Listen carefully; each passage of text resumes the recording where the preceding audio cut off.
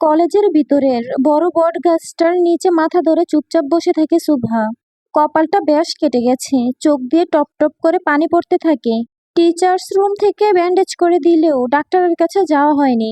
মূলত ভয়েই যায়নি সে, হাত পা ভয়ে ঠান্ডা হয়ে গেছে তার। পাশে কলি কাকলি বসে তাকে সান্ত্বনা দিচ্ছে। তার পঞ্চপাণ্ডব রাগে ফুলছে। তারা কখনোই ভাবেনি তাদের চোখের আড়ালে এত কিছু হয়ে যাবে। বেশ কিছুক্ষণ আগের কথা। দেখতে দেখতে প্রায় সবগুলো পরীক্ষাই বেশ ভালোভাবে শেষ করে তামিমের ছয় শয়তান। প্রশ্ন দেখে মাঝে মাঝে সাকিব নিজের রাগ কন্ট্রোল করতে না পারলেও তামিমের ভয়ে কোনো রকম পরীক্ষাগুলো দিয়ে ফেলে। আজ তাদের পরীক্ষার শেষ দিন। ছয় বন্ড আগেই ঠিক করে পরীক্ষা শেষ হলে একসাথে চিল করবে, না হলে তামিম আবার তাদের ভার্সিটির জন্য ক্লাস নেওয়া শুরু করবে। এই 2 মাসে তামিম তাদের জীবনের সমস্ত সুখ শান্তি শেষ করে দিয়েছে। বাবিমা, ওইদিকে যান কেলা। কলি কাকলি আমাকে একটু ডেকেছে, আপনারা বসুন, আমি আসছি। আমি লগে যাই। শুভা বড় বড় চোখ করে তাকায়। লেডিস ওয়াশরুমে তাদের কি কাজ? এই কালামানিক কোনোদিনও ভালো হবে না। মেয়ে মানুষের গন্ধ পেলেই তার চরিত্র ফুলের মতো পবিত্র হয়ে যায়। পঞ্চপাণ্ডব ক্লাসরুমেই বসে থাকে, আর শুভা চলে যায় লেডিস ওয়াশরুমের দিকে। আমরা কিন্তু ইতিহাস করছি ভাই। কোন ইতিহাসের কথা কস সাকিব? বুইড়া বয়সে এইচএসসি দিছি, তাও পিচ্ছি সেরিগুলোগে। সাকিবের কথা শুনে চার পাণ্ডব হেসে ওঠে। তারা এখনো বিশ্বাস করতে পারছে না যে তারা পরীক্ষা দিয়েছে, তাও আবার সব। সকাল সকালে সেরিগো মুখ দেখতে ভালোই লাগতো। তরে কেউ চয়েস করলো না মানিককে। ওলে আমার লায়ক, তরেও কেউ পাত্তা দেয় নাই বোমার বাচ্চা। তাদের কথার মাঝেই হুট করে দরজা জোরে লাগানোর শব্দ হয়। মানিক দরজার কাছে গিয়ে চেক করলে বুঝতে পারে কেউ বাইরে থেকে দরজা লাগিয়ে দিয়েছে। জানালা দিয়ে দেখে কেউ দৌড়ে যাচ্ছে। তারা ডাকাডাকি শুরু করে দেয়। আব্বে হালা, দরজা বন্ধ করলি কোন হালায়? খোল দরজা কইতাছি। সাকিব দরজায় 3-4টে লাথি মারে, আর বাকিরা জোরে জোরে চিৎকার করতে থাকে। এভাবে বেশ কিছুক্ষণ কেটে যায়। সচরাচর এমন তো হওয়ার কথা না। ডাকলে তো পিয়নদের আসার কথা তাড়াতাড়ি, কিন্তু এখনো আসলো না। সাকিব আরো কয়েকটা লাথি মারে। কিছুক্ষণের মধ্যে পিয়ন এসে দরজা খুলে দেয়। দরজা খোলার সাথে সাথে তারা পিয়নের উপরে চড়াও হতেই জানতে পারে নিচে গন্ডগোল হয়েছে। এমপির বউয়ের মাথা ফেটে গেছে। একদল ছেলে রং মেখে এসে ছাত্রছাত্রীদের সাথে মিশে যায়, আর সেখানেই তাকে বাজেভাবে ছোঁয়া হয়। পরে গিয়ে মাথা ফেটে যায় তার। কলেজে এমপির বউ একজনই, সেটা শুভা সরকার। কিন্তু সে তো ওয়াশরুমে গিয়েছিল, তাহলে নিচে কিভাবে গেল? পঞ্চপাণ্ডব জোরে দৌড় লাগায় টিচার্স রুমের দিকে, যেখানে শুভার মাথায় ব্যান্ডেজ করা হচ্ছিল। পাশে কলি কাকলি ভয়ে কাঁপতে থাকে। তামিম সরকার যদি একবার জানে শুভার মাথা ফেটে গেছে, তাহলে আর কোনো রক্ষা নেই।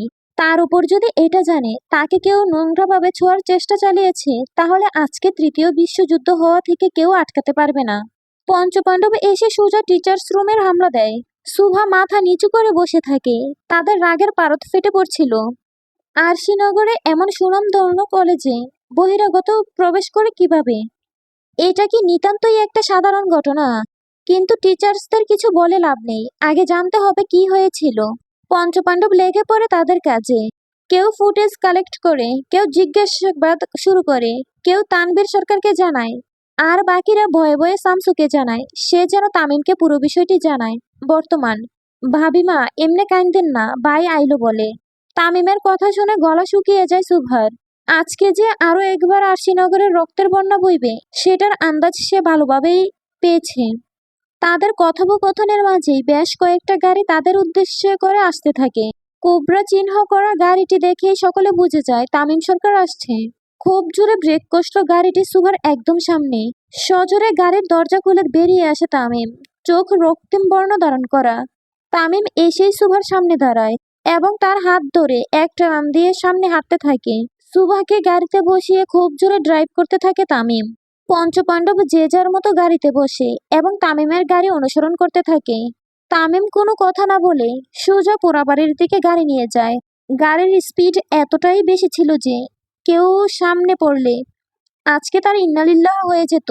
জঙ্গলের ভিতরে গাড়ি সোজা রঙ্গমঞ্চ খানারের সামনে দাঁড়ায়। তামিম নেমে সুভার হাত ধরে তাকে নামায়, রীতিমতো টেনেই নামায়। সুভা তখনও কিছু বলে না, আর না তামিম নিজের মুখ দিয়ে কোনো শব্দ বের করে। সুভা হাত ধরে টেনে রঙ্গমঞ্চ খানার ভেতরে নিয়ে যায় তামিম।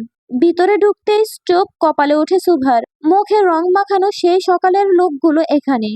তাও নিচে বসে থাকা দেখেই বোঝা যাচ্ছে প্রচন্ড মার খেয়েছে তারা।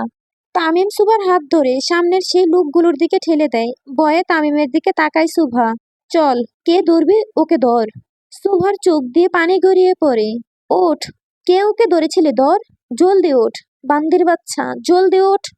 খুব জোরে চেঁচিয়ে ওঠে তামিম।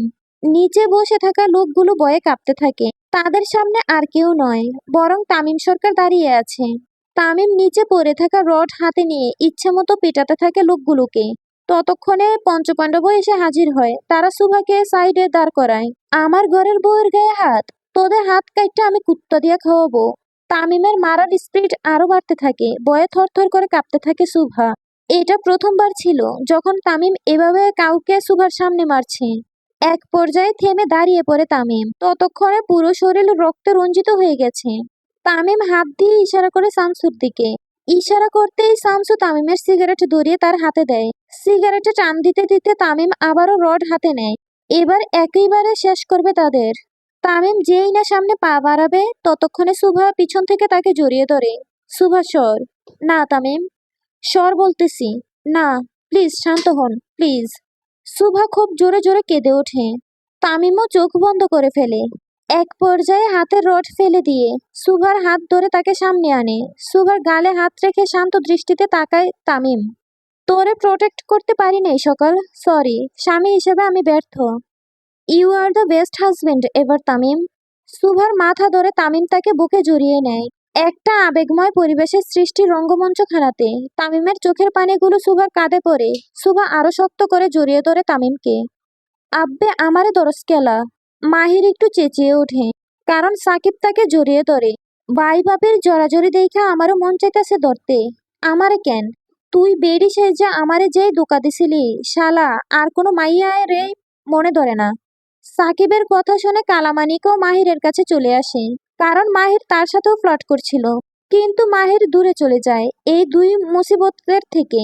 বাড়ি চলুন তামিম। তামিম সুভাকে ছেড়ে তার হাত ধরে আর সামনের দিকে যেতে থাকে, কিন্তু যাওয়ার আগে তার পঞ্চপাণ্ডবদের ইশারা করে যায়।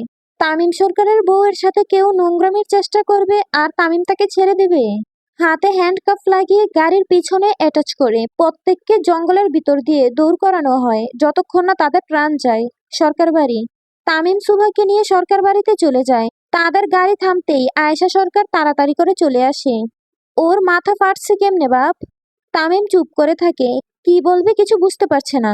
তার গাফলতির জন্য যে এটা হলো সেটা তো অস্বীকার করতে পারবে না। তামিমের চুপ থাকা দেখে আয়েশা সরকার বুঝে যায় তামিমের মনে কষ্ট। সে আর কিছু জিজ্ঞাসা করে না, সুভাকে নিয়ে ভিতরে চলে যায়।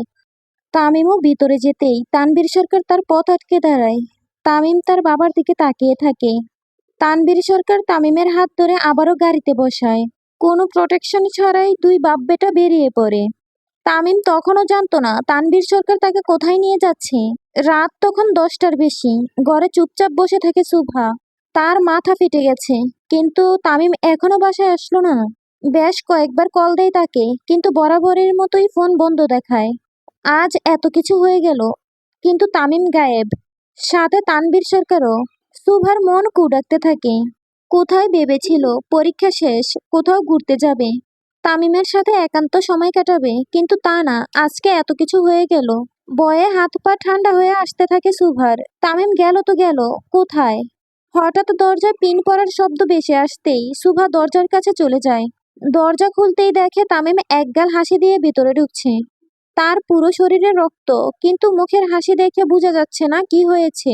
সুভা সাত পাঁচ না ভেবে তামিমকে জড়িয়ে ধরে। কোথায় ছিলেন আপনি? গরু কাটতে ছিলাম বউ। সুভা বেশ অবাক হয়ে যায়। গরু তো কসাই কাটে, তামিম কবে থেকে গরু কাটা শুরু করলো? তামিম রুমের দরজা লাগিয়ে সুভাকে বিছানায় বসায়। শোনো, তোমার স্বামী শুধু মানুষ নয়, গরুও কাটতে এক্সপার্ট। সুভা কিছু না বুঝেই তামিমের দিকে তাকিয়ে থাকে। সকাল থেকে আজ এত কিছু হয়ে গেল, তামিম সেদিকে খেয়াল না করে গরু কাটছিল। তানভীর সরকার যেহেতু ছিল সেহেতু তামিম মানুষ খুন করার সাহস পাবে না নিশ্চয়ই। কিন্তু হঠাৎ গরু কেন? এমন অজস্র প্রশ্নে বাসা বাঁধে সুভার মনে।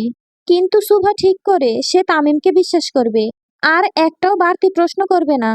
অনেক রক্ত লেগে আছে তামিম, আপনি ফ্রেশ হন আগে। তামিম সুভার গাল টিপ দিয়ে ওয়াশরুমে চলে যায়। বেসিনের আয়নার সামনে চুপচাপ দাঁড়িয়ে থাকে তামিম। আজকে তার বিজয়ের দিন, সে পেরেছে সুভাষ দোষীদের খুঁজে শাস্তি দিতে। সুভাকে কিডন্যাপ করার থেকে শুরু করে আজকের ঘটনা, যারা যারা ছিল প্রায় প্রত্যেককে সে মৃত্যুর দুয়ার অবধি পৌঁছে দিয়ে আসে। কিন্তু পরক্ষণেই তামিম আবার কল্পনা করতে থাকে, তার চোখে ভেসে ওঠে দিনের ঘটনাগুলো। আজ তানভীর সরকারের যেই রূপ তামিম দেখলো, সেটা হয়তো কল্পনাও করতে পারেনি তামিম। তামিম এখন বুঝলো, এমনি এমনি সরকার ভাইয়ের নাম শুনলে মানুষ মুতে প্যান্ট ভিজাতো না। আমার আব্বাজান আমারও 3 কাঠি উপরে। সরকার ভাই কামালকে চিজ হো আপ। বেডে চুপচাপ বসে থাকে সুভা। তামিম ফ্রেশ হতে গেছে, প্রায় 10 মিনিটের মতো হতে চললো। ঘড়ির কাঁটা জানান দিচ্ছে 11টার কাছাকাছি। সুভা চুপচাপ বসে বসে ভাবছে, তামিম এত ব্যস্ত, কালকের দিনের কথা কি ভুলে গেছে? সে কি আদৌ জানে কালকে কি? বসে থাকতে থাকতে হঠাৎ ওয়াশরুম থেকে তামিম সুভাকে জোরে জোরে ডাকতে থাকে। হঠাৎ তামিমের এত সারের মতো ডাক শুনে সুভা হন্তদন্ত হয়ে ওয়াশরুমে চলে যায়। গিয়ে এদিক ওদিক তাকিয়ে দেখে তামিম ঝর্ণার পানির মাঝে দাঁড়িয়ে আছে অপর পাশ হয়ে। সুভা তামিমের একদম কাছে চলে যায়। তামিম। সুভা তামিমকে ডাকতেই তামিম তার হাত ধরে ঝর্ণার পানির মাঝে নিয়ে নেয়। শক্ত করে চেপে ধরে সুভার কোমর। সুভা তামিমের বুকে হাত রাখে। তামিম আস্তে আস্তে সুভার মুখ বরাবর নিজের মুখ আনে। দখলে নিয়ে নেয় সুভার উষ্ঠযোগল। সুভাও তামিমের গলায় হাত রাখে। ধীরে ধীরে তামিমের বেগতিক হাতের স্পর্শগুলো কাঁপিয়ে তোলে সুভাকে। সেও পুরোপুরি নিয়ন্ত্রণ হারিয়ে মত্ত হতে থাকে তামিমের মাঝে। প্রায় অনেকদিন পর সুভা তামিম এতটা কাছে। তুমি মাথা ফাটাইছো, তারপরেও তোমাকে রেহাই দিতে মন চাই না, সরি। তামিম আবারও মত্ত হতে থাকে সুভার মাঝে। সুভাও তামিমের তারে তাল মিলাতে থাকে। স্বামী তামিম সরকার যতটা ভয়ঙ্কর, ততটাই রোমান্টিক। রোমান্টিকতা তার মাঝে ভরপুর। বাথটাবে তামিমের উপর চুপচাপ বসে থাকে সুভা। তামিম তার চুলগুলো এপাশ ওপাশ করতে থাকে। এতদিনে এত কাছে এসে দুজন অন্য দুনিয়াতে হারিয়ে যায়। সময়ের কোনো খেয়াল থাকে না। Tamim, what you like in me? I like the way your bath. Subha হালকা হেসে ওঠে। গরিবের কবির সিং।